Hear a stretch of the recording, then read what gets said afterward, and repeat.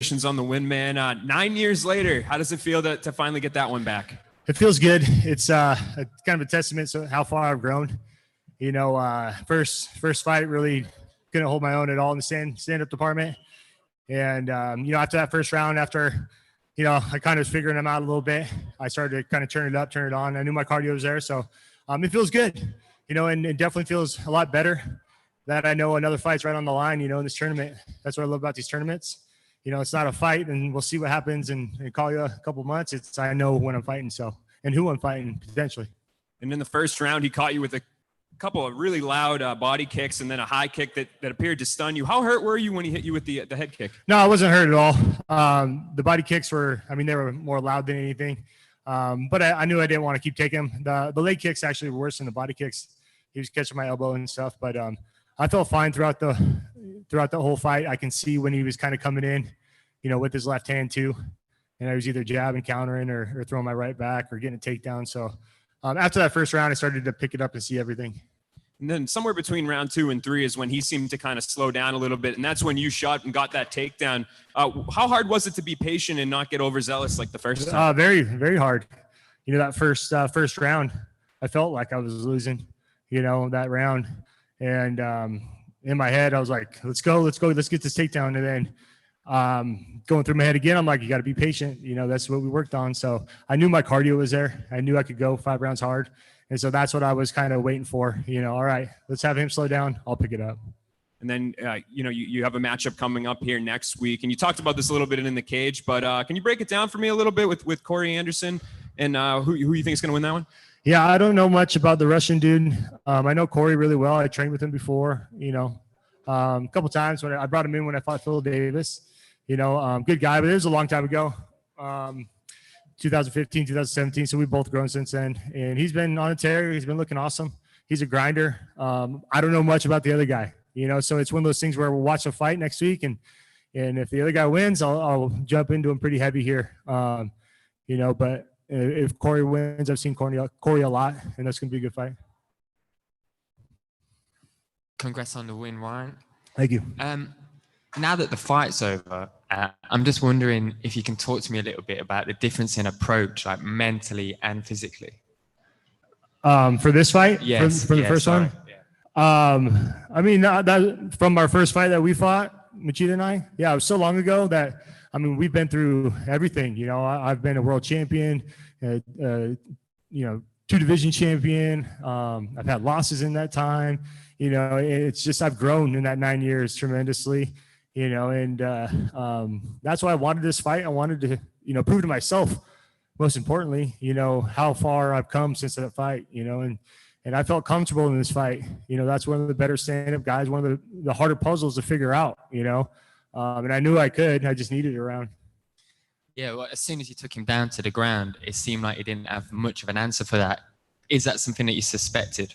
Yeah, you know, we were prepared not to be able to take him down, you know, because he does have like really great takedown defense. But I could tell beginning of the second a little bit. Once I did get that one takedown, I always feel my opponents when they kind of lose a little steam, you know, and they start going down. And for me, that I smell blood, you know, and I'm like, all right, I know I can go the whole time hard. So it's just only going to get worse for you. So, you know, I felt that. And when I feel that, it's time to, you know, pedal to the metal and just go hard. If you make it to the final, who do you suspect that you're going to see standing across from you? I have no clue. That side's crazy. You know, there's obviously Nemkov, but I think he has a real tough fight with Phil Davis coming up. You know, I think Phil Davis is a dark horse to be in the finals. And then obviously you have Yoel and Anthony Johnson. You know, Yoel's a beast. He's athletic as hell. Anthony, knock anybody out, but he hasn't fought in a while. You know, so for me, I mean, there's redemption in this whole tournament. I got one back in Machida, but I've lost to Nemkov. I lost to Anthony Johnson. So, I mean, I'd like it to be one of them, but honestly, to be in the finals and fighting for the belt, I'd be happy whoever it is. Yep. We'll take a couple more here, Joe. Ryan, congratulations, man. You know, as you look on that other side, are you almost rooting for, and you kind of just said this, are you almost rooting for Nemkov in that final matchup to regain the title against who you just lost it to? Honestly, I'm not rooting for anybody over there.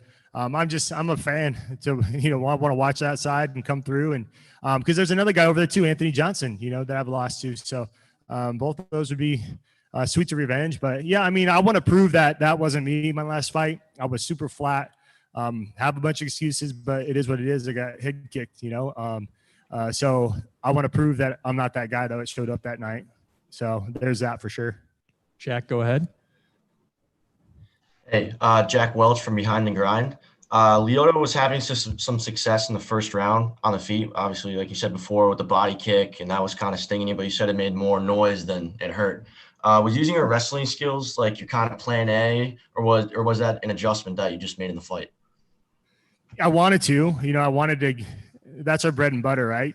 Control on the ground, beat people up on the ground. So yeah, I mean, if I could get that, but I knew he's going to be tough to take down. He's one of the tougher guys to take down.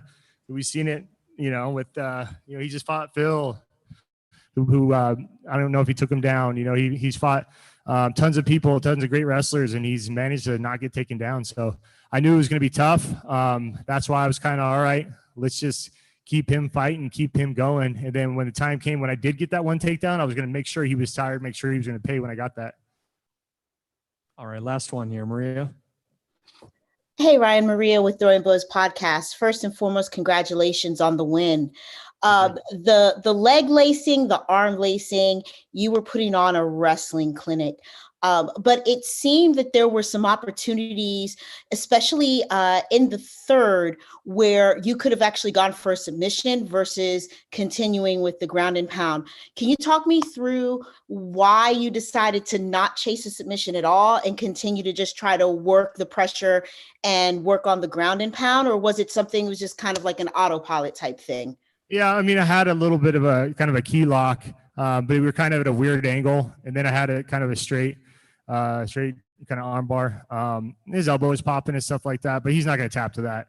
I couldn't get that much leverage. If I could have turned it into Kimura, potentially I would have went for it a little harder. But we were in a weird position up against the cage. And so with that key lock, I wasn't pushing it too hard. I kind of gave it all I could get without really getting out of position. So I decided to go back to the ground and pound.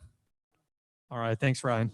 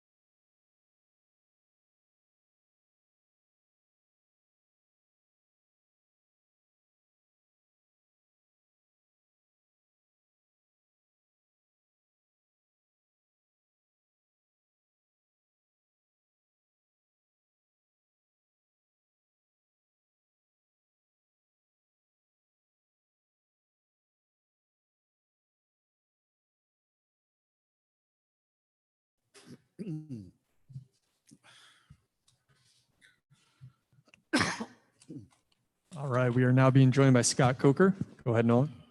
All right, Scott. Second event of the Showtime era is over.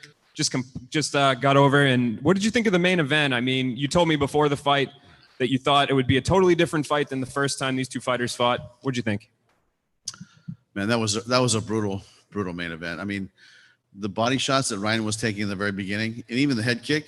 I said, wow, he's in trouble. I thought he was in a lot of trouble in that first round after the first round was over. Then I would say in the middle of the second round, things started changing.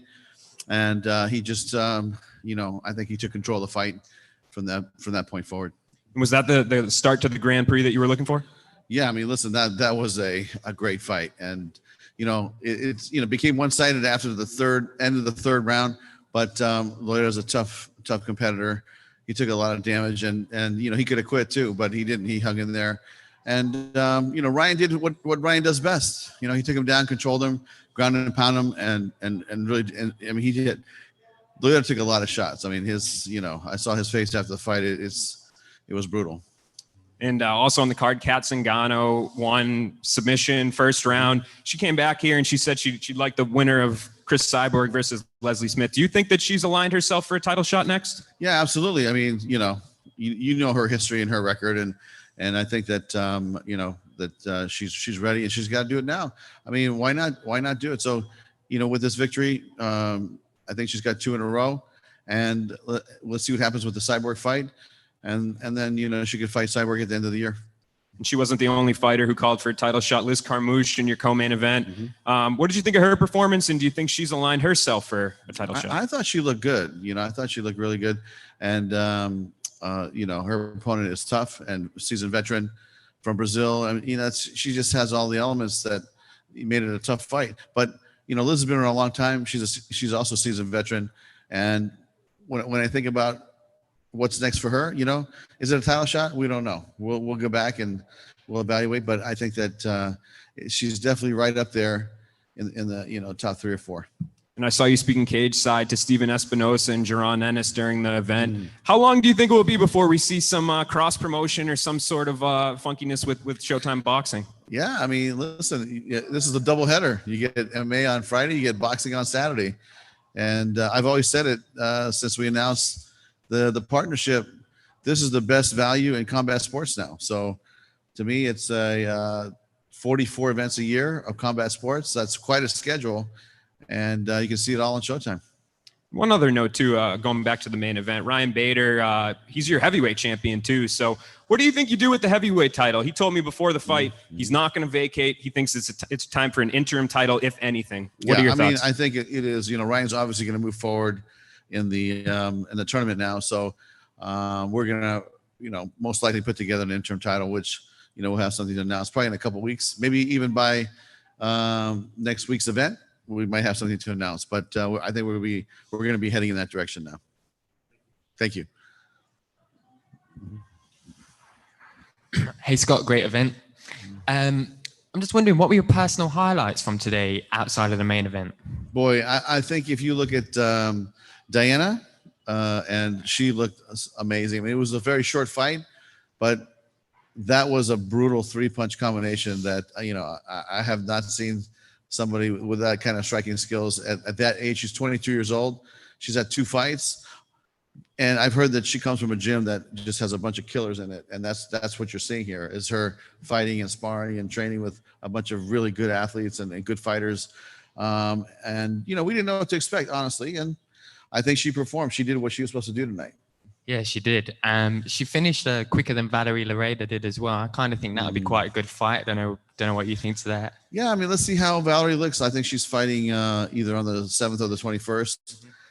But we'll definitely, you know, think about that fight and consider that. Lastly, from me, there was just a little bit of controversy with the decision with Dan Moret and Yamashaki. I was just wondering what you thought on that.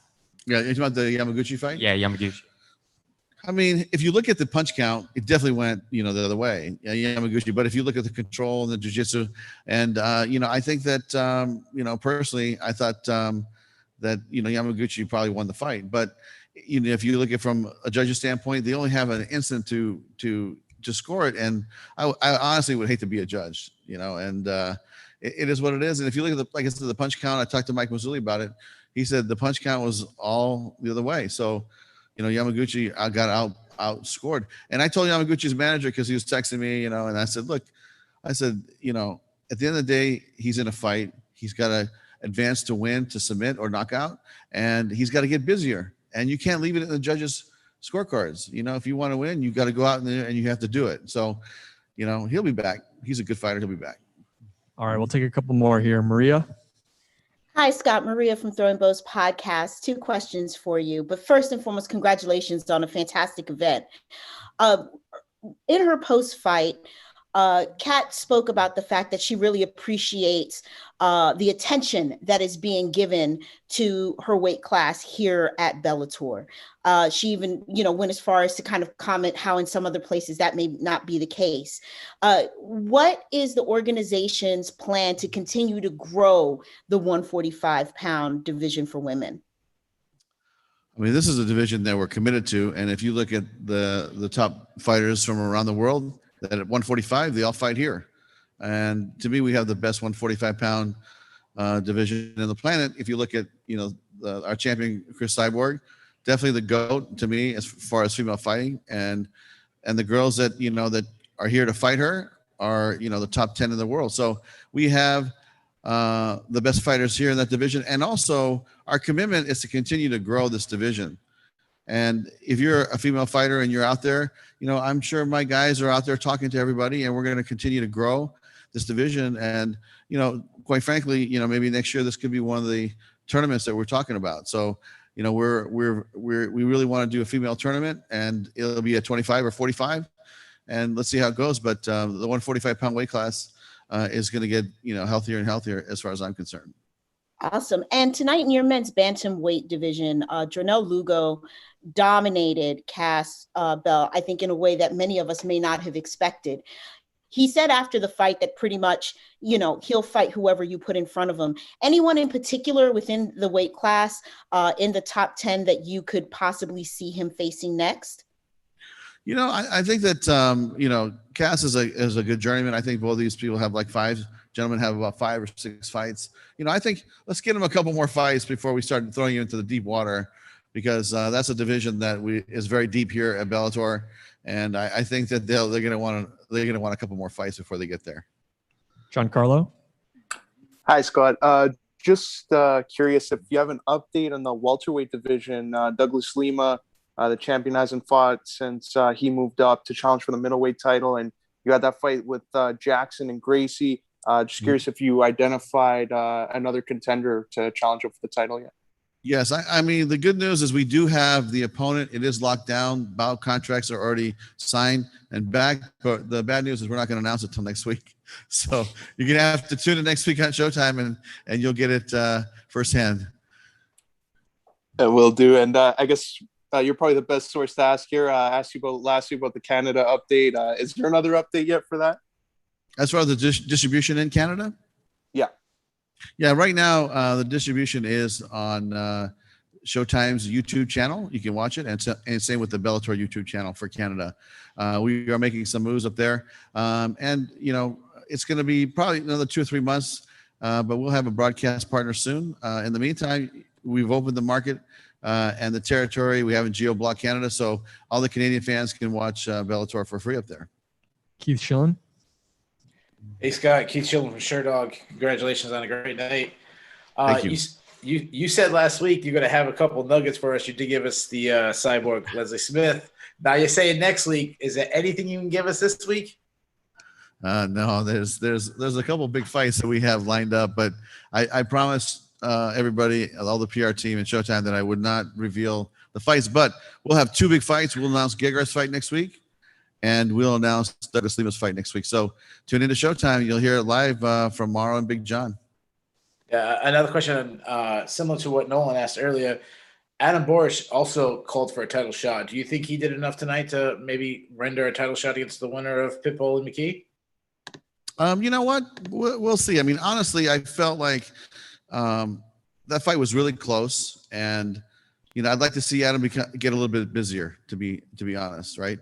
And to me, it's like, it was a great fight, and it's, but he's got to get busier in that fight. And my inclination is we'll probably fight him a couple times before we give him that shot. All right, last one here, Donna. Hey, Scott, congrats on a great event.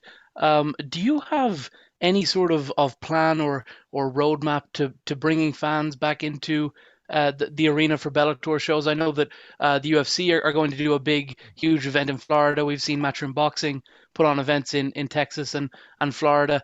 Will you at some point have to move out of Mohegan Sun and start, hitting the road again, or what's your plan going forward for bringing fans in? Yeah, you know what? That's a very good question, and we are in touch with the the Viacom COVID task force, and they are the ones that govern our ability to and operate and stay in protocol. And we've had conversations with them about moving forward and getting out of the bubble and start promoting fights.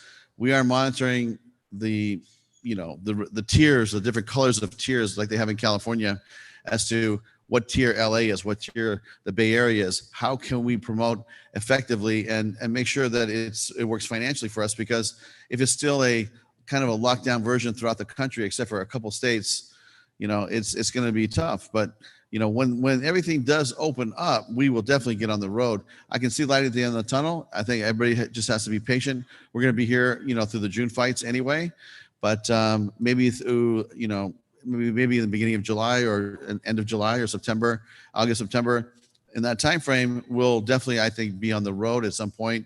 And we're already out there talking to all the venues that we normally go to. And I think before the end of the year, you'll see Bellator on the road in a big way. All right. Thanks, Scott. Thank you.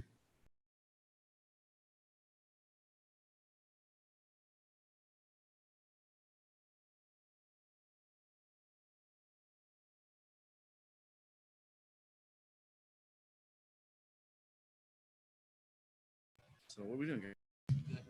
All right. Thank you all for joining us.